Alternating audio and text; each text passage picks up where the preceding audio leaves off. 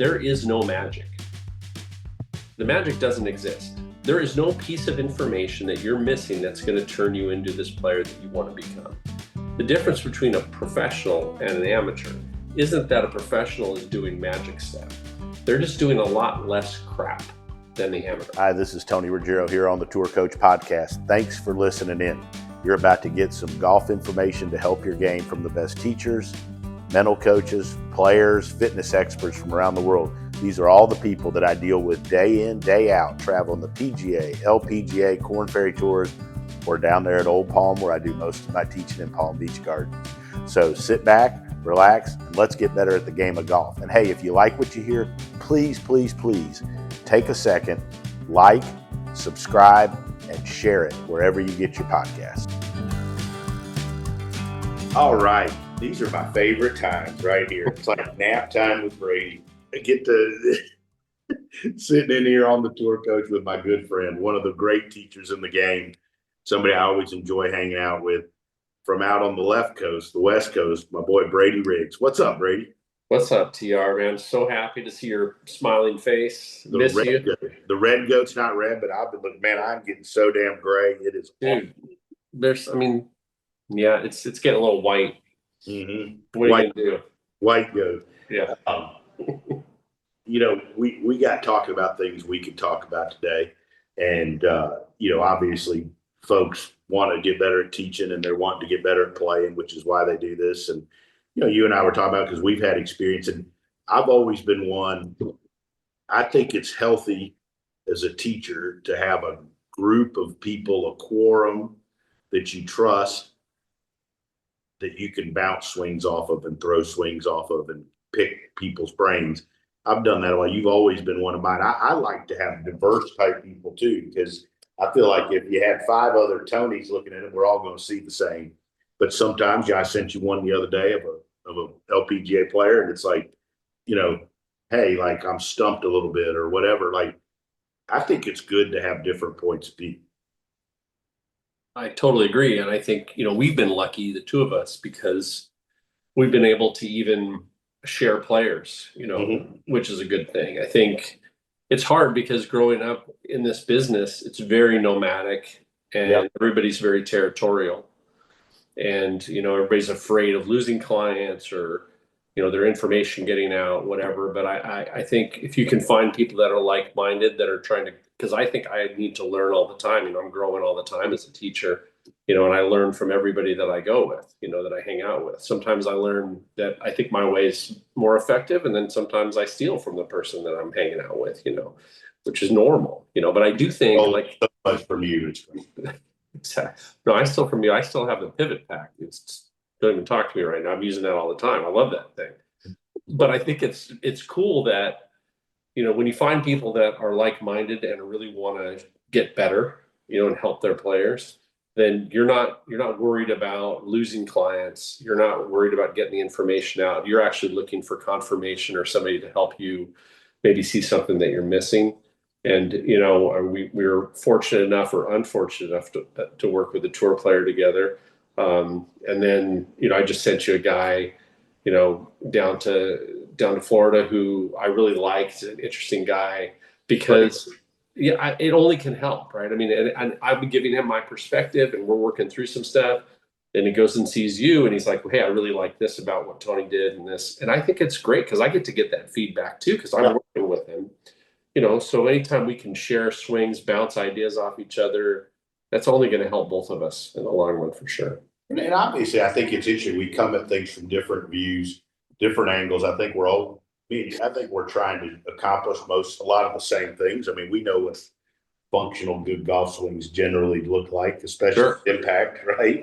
Yeah. And we come at it from different views. And I always, one of the reasons early when I first, way back, I don't even know how many years it was when I first met you and I first asked you to come on the old radio show on PGA Tour Radio and all that, was, your point of view came from such of more of a scientific approach than mine was, right? And it interested me because I would try to see what you saw, and then I would see a lot of the same things, but I would maybe see them a little different or try to figure them out a little different. So like, to me, it was big for me as growth as a teacher, like being your friend, and obviously we're great friends, but like being able to, see that. And then obviously we've been friends for a long time, and you've watched as I've gotten to know more and more and more, like with Colby, and we do more and stuff. So like, obviously the influence on some of the movements and some of the stuff I've learned from like his work, and you watch the stuff he's done with players, is infiltrated what I do. And like, but it's interesting, but I think having that resource is awesome. And I got, like we were talking before we came on the air, good friend of mine was a great mentor of mine, Tom Ness, just recently passed away. But Tom was like the consummate golf machine teacher. Right? Mm-hmm. And he was such a great resource to send a video to, and you'd get this text back of bullet points that was golf machine, right? And I know that there's people that don't like all that, but it was, especially for me as a young teacher coming up, Brady, that was phenomenal information for me, because it was like organized, Right. in the way he said it. And I think that's something that players, and a good direction for this podcast is players and teachers understanding how to organize what you're doing. And I thought that's what was always so helpful with the stuff. And you're the same way. When I send you something, you come back and it's an organized approach. I appreciate that. I think it's a really good way to frame the whole picture, right? Like, there's players are unorganized, and they don't see how one part of the game impacts another. And so I'd explain it this way. I have a guy today who I teach who's a member at LA Country Club and at the Valley Club and some other great courses in the LA area, and really good dude. I think his name's Joe. I think Joe's around 70 years old. I've taught him 25 years, and a good player, plus handicapper in his prime, and still a guy who can go shoot under par if he plays really well. Really, really quality guy. Loves to learn. And, we're always working on moving his body in certain ways to help him find the low point.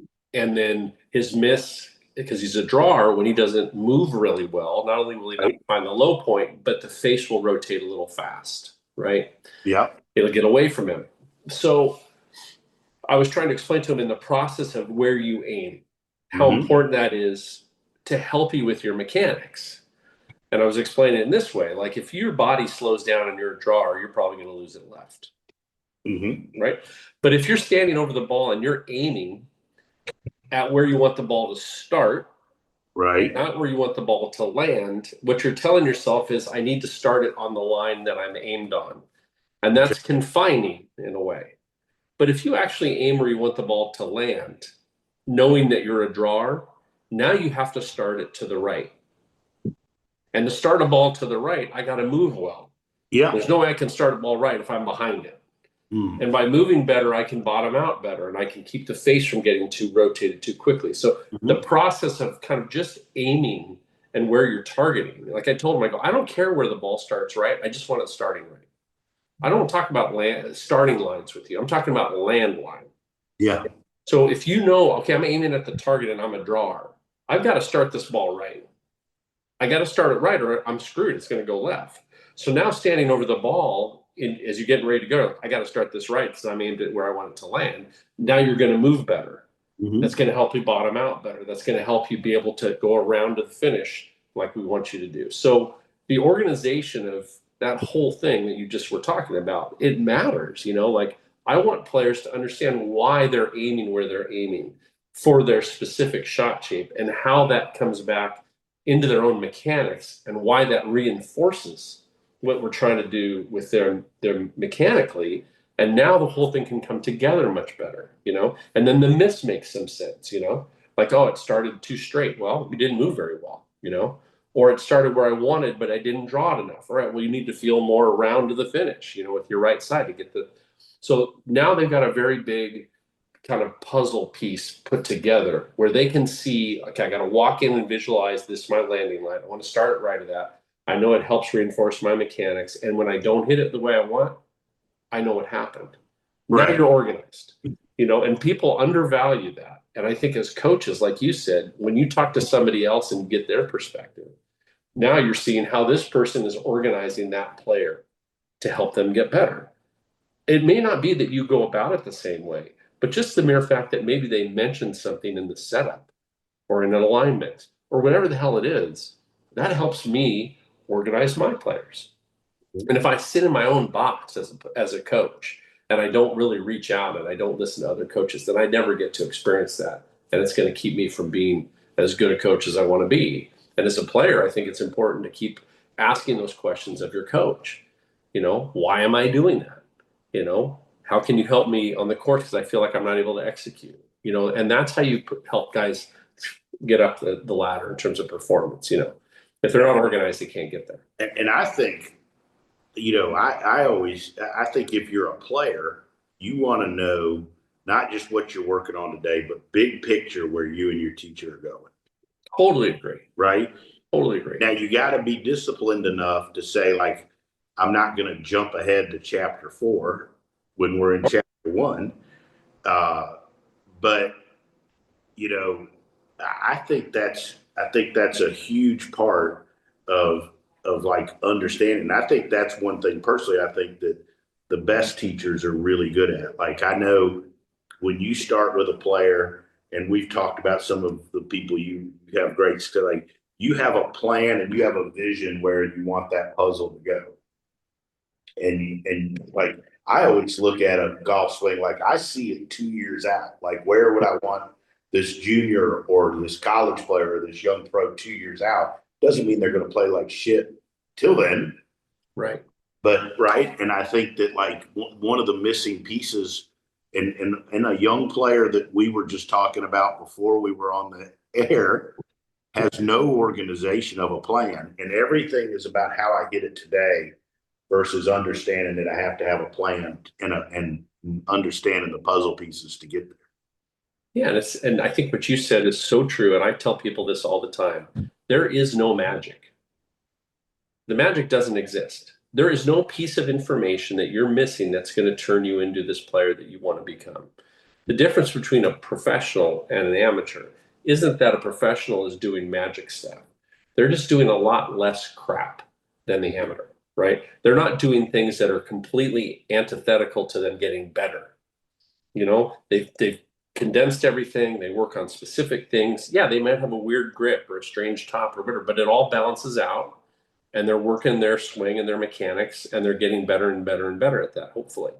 Where an amateur's looking all the time, oh, I'm going to try that. I read this. My playing partner said to try this. That's not the route. And the discipline in the organization, and like you said, talking to your coach and being specific about it is so important, because if you don't stick to that, it's so easy to look at the shiny object, and go off on a detour. And then you're spending months down a rabbit hole you should never been on. And I think you've been a big influence on me with this. Is I think one of the missing pieces and one of the puzzle pieces for those really wanting to improve is the organization of their practice, right? And that's a place that I think that it's shocking how many tour players are shitty at it. True. Not shocking how many recreational golfers are shitty at it. But to me, that's one of the easiest ways, if you're a 15 or a 10 handicapper or an 8 handicapper, to make a big jump, is just to become very organized in your practice. I have a not a kid anymore. He plays for Duke. And I've taught this kid since the Frederica days and teach his whole family. And we just did a FaceTime lesson, and he has a Google Doc that he puts his practice plan in, and it's very detailed. It's broken down by the number of balls he hits for each thing. And some of it are slow swings where you don't care where it goes or how far. And then a portion of it is gamified stuff that I've taken from you, right? And like, there's no wonder this kid's gone and now he's playing at a major school and, at a Division I school, big program. But like, to me, I don't know, like the guy that's just trying to break 80 all the time, if he just did that a little bit, he'd go from shooting 82 to 78 in a month, probably. Yeah, there's a lot of shots to be had just by being better at how you practice without changing anything mechanically. Because Like I think that you can goes save towards some the, shots. I think that goes directly towards what you said a couple minutes ago about just not sabotaging yourself or doing as much dumb shit basically on the golf. Right. Yeah. And what's cool is you're talking about a golf machine guy, and how he's going to lay something out, and then it may not be the same information, but you can take from that, right? But what's weird, in my opinion, is that like as time goes on, even as a coach, we change. We may be really technically focused for a period of time, and then we might move, and then you're having a span of your career with Colby right now, where you're learning a lot from him on how the body moves and how important it is to understand that in your teaching and help your students in that way. And I think that that's all very relevant as a coach, that we explore different areas and we reach out to each other to talk about those, because we don't know everything. It's important to be able to have an open mind and say, all right, I wouldn't have tried that, but I want to see if that works, because I think it can work, and I think players need to be a lot less adventurous about the information that they're getting. They need to stick with somebody who they trust that can keep them on track.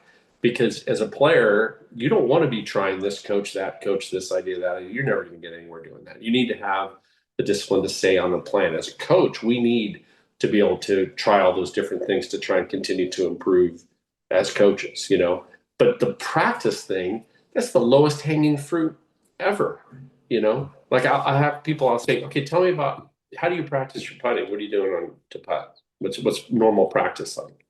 Well, I usually take 3 balls out to the green before I go, and I putt for 5-10 minutes. I'm like, okay, so you're just putting to the flags that are there on the green? Yeah.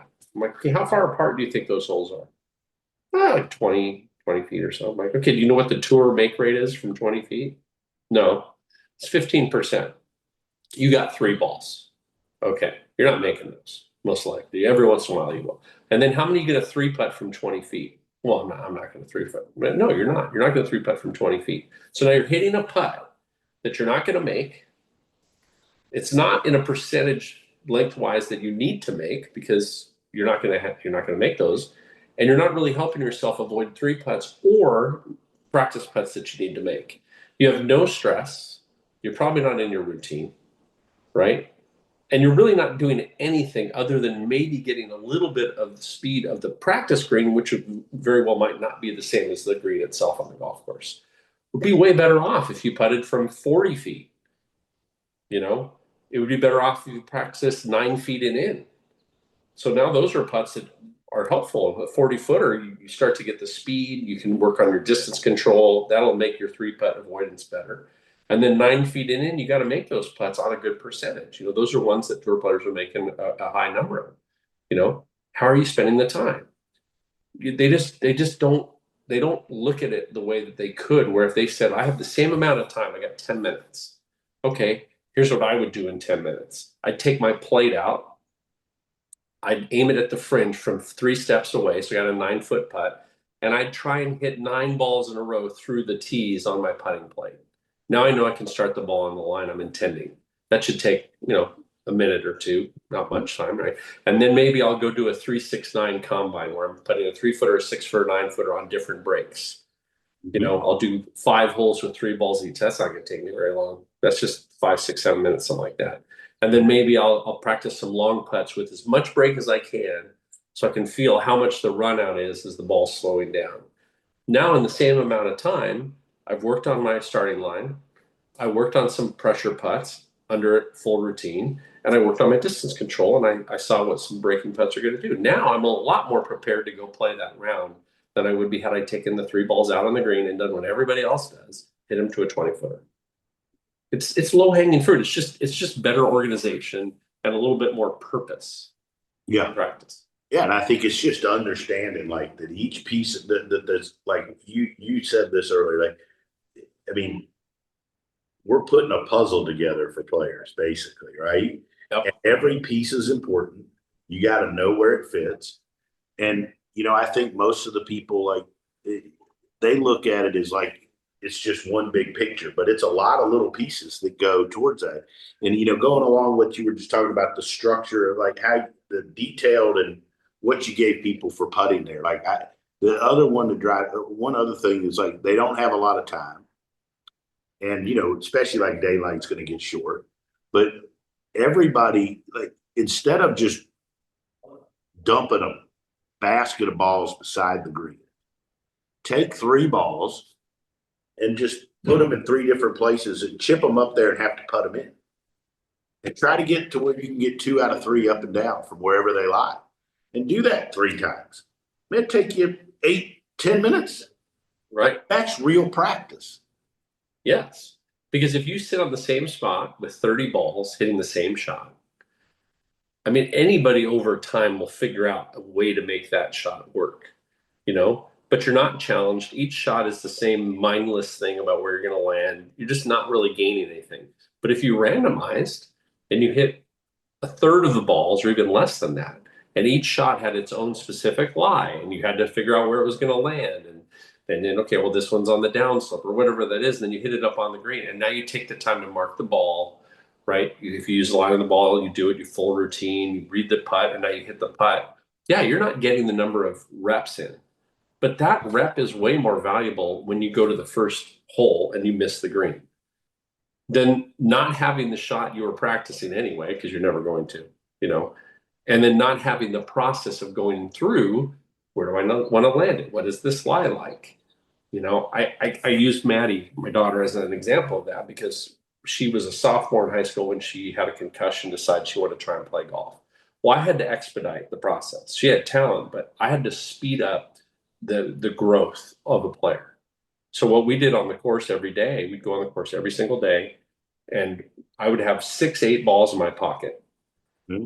We'd hit balls into the green. I'd throw the ball, all the balls around the green in the various lies, any lie I could find. Rough, fairway lie. I don't care where it landed. I didn't care how it was sitting. Right. Okay, we're hitting these up on the green. Each one, you got to pick a landing spot. We got to walk through it. And every hole, we'd hit 6 or 8 shots around the green. Now, if you do that on 4 or 5 holes every single day, you're going to get pretty good at short game. Now, if you spent that exact same amount of time in the chipping area from the exact same spot, I don't think you're getting as good.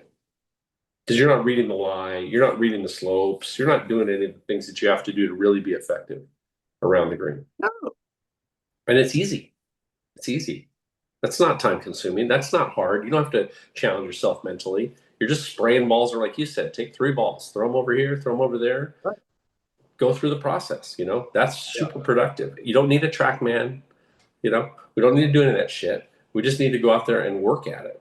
And if you work at it, you'll also say, man, I suck on this tight lie. I'm not very good on this. I got to go help my coach needs to help me out. I can't hit a shot off a tight lie.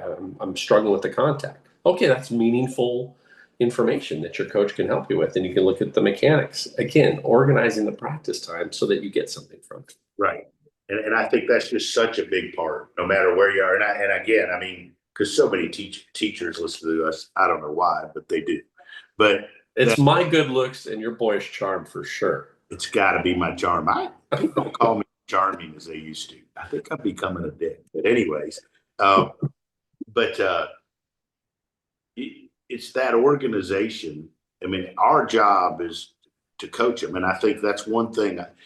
I know you're big on this. Like, I mean, making a player better isn't always jumping in there and teaching them the stuff you'd want to teach so that you look like you know something, right? And I mean, there's a lot of teachers out there that do that. I think there's a bunch that change tour player swings so that they've done something to them when the golf swing wasn't really what's keeping them from winning. And I think it's the same. Like the guy that shoots 80, I mean, sometimes what he needs is more structured practice to shoot 75. Maybe it is just tweaking his grip a little and not doing an overhand, right? Like maybe he doesn't have the ball in the right spot. Right. Well, I was going to ask you, so out of all the young players you have, and I know you have had a couple that just gained some status, right? I'm thinking one in particular who I know you love their swing and how they've worked at it over the years. Tell me about Emilio's journey and kind of where he was and how he got to this point now. I'll be honest though, I looked at some of his old swings, found some, and they're not that different. I wondered if I've done anything. Hey, you know what? That might be the most important lesson of all, right? Is if it's not broken, don't fix it. Just help it function better, help him get organized better. But I watch his swing and I'm like, that thing's good, man. Like it's such a good move. And it's unique and it's his own, right? And being from California, you'll agree because I know how you like Mexican food. The only thing we fight about is I like hard shell tacos. He does not. That's if I do it, he said He'd fire me if he saw me. He's correct and you're wrong. Okay, I stand correct. Yeah. But anyway, but he's always, it's always had that little Spanish flair. You know what I'm talking about? That little, right? Yeah, like a little. He's got some width in the finish, and and like we're never going to take that out of him. Like no way. And I think it's a great lesson. I use him as an example so much from the fact that it was not always an easy path. He had times he's been very frustrated and depressed after Q schools or seasons. But he's realized he's worked on the same 3 things for 5 years, 6 years. Wow. He's just gotten better at them. And he's gotten, to his credit, he's gotten better at his mental approach. Dr. Cartman has done awesome with him. And the interesting thing about that, and we're talking about puzzle pieces, Brady, is he said he realized that he needed to keep talking to him and keep that line of communication open, even when he was playing good. Not just wait until the shit hit the fan and he had a bad, right? Which I thought was interesting. No, I love watching his journey, because I know how hard you've worked and I know how much you've enjoyed working with him over the years. And he's the best. I feel like that, even if he never makes it anywhere, and he just gets his tour card, I think he's going to go places on the tour. I really do. But I do think like that as a coach, and we've had this conversation, man, for years, years. And that is, you better go to somebody who at some point helps somebody else play worth a shit. Yeah. Right. And that's what you've done with him. He was a good player when he got to you. I'm not denying that. But look at the journey, man. Yeah. And I know, and what I have so much respect for you and for Wayne Flint and for all the guys that do this development work with players and help them get to that level, is it does take a plan and it takes patience and it's an all-encompassing approach. It is hard work to get guys there, and it's really, for me, as a coach, it's very, very rewarding to get a guy there, to get a player to college golf's a big deal. If you started with them when they're 12 or 13 or 14 years old, it's tough getting somebody to there. And they get to that spot, and now you've taken him to the tour. It's just really, hats off to you as well. You've done it a gazillion times as well, and you're doing so much good stuff, especially with a few of the ladies. And but yeah, I mean, that's what I enjoy doing. But I think that the model of what he's done works for the guy at home or the lady at home that wants to cut their handicap in half, right? Like I think journey's it's so true. I've got a funny story. So I got a girl who I'm teaching. She's at Sewanee, which is down in Tennessee. Oh yeah, it's college in the South, right? And I never knew I never heard of the school before, but this girl came to me as a sophomore in high school, and she was a volleyball player. Mm-hmm. And she's not a big girl; she was a setter. Anyway, she wanted to play golf, and I taught her dad and her grandfather. This is how long I've known this family. Oh my Makes God! Me feel quite old, Tony. You are old. Now you're that. It's scary. It's scary when you've taught 3 generations, right? So anyway, they come and hey, she really wants to play. She wants to see if she can, enjoy this sport like she did volleyball. She's kind of burned out in volleyball, whatever. So she starts out her first tournament she played. I think she shot 113. That was her first event. Okay. So this girl and Maddie's been doing her short game. I've helped her with her short game. Maddie helped her with her short game and her putting. And I did the full swing. And she's got a fun, very unique swing. Like her head turns on the backswing. it's kind of loose and big. But what you said about Amelia, which is I think so important, is that he owns his swing. That's his swing. You never got in there and tweaked it and made it something that you wanted it to be. You just rode with what he was doing. And with her, I was like, man, she's a pretty good ball striker. Like I'm leaving a lot of that alone because I'm not going to mess that up. If she's got a swing that she doesn't know another swing, the chances are that's going to last because that's the only swing she knows, right? And so this girl went from shooting that scores as she started, played through high school, started playing tournaments. All of a sudden, she's, okay, she's played, shot 80, shot 78, shot 75. I played with her in the desert 2 years ago. She hit 17 greens. It was unbelievable and beat me. I was not very happy about that. But what was cool about it is just watching her development. So now she goes to Tennessee to play at Sewanee. Her first tournament, not bad. She does okay. Wins her second tournament. Are you kidding me? The next tournament, she's got the lead with 5 holes to go. Can't finish it off, finishes 5th or something. The next tournament, finishes 5th again.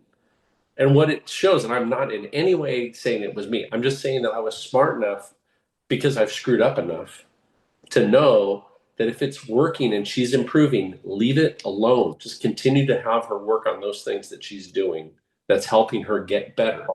That's great. And that's the difference between an old Brady and a young Brady who would have thought, I got to change this. It's got to look like that. You don't have to do those things, man. You just got to work with what they got. If they're getting better, leave it alone and just help them along the way. Same here. Like I kind of wrapping it up. I teach a young girl plays Mississippi State. You've seen the videos of her. It gets she's the #1 ranked college player or female player now. And like I remember when her dad brought her to me like 4 or 5 years ago, they were worried somebody was going to just jump in and change it. And like what you were just saying, the old Tony maybe 10 years ago might have done more, but I was like, this girl smashes. Like she hits it better than anybody else I'm teaching right now. Like, and so we've softened things. Mm-hmm. But like my job's to just give her all the pieces she needs to run with how good she is and to play. And I kept saying, same deal as Amelia. I pulled up an old video the other day on my swing cat thinking, I bet it's going to be a bunch different. Shit, it wasn't that different. Hell. Crazy, right? Her setup better. I'll say that. I fixed her setup. Face is a little bit more neutral. It's a little bit less in. Still smashes it, but it's fun. Hey, sometimes less is the answer, right? Just do a little bit. Just help them a little bit. You don't need to change a lot of stuff if it's working.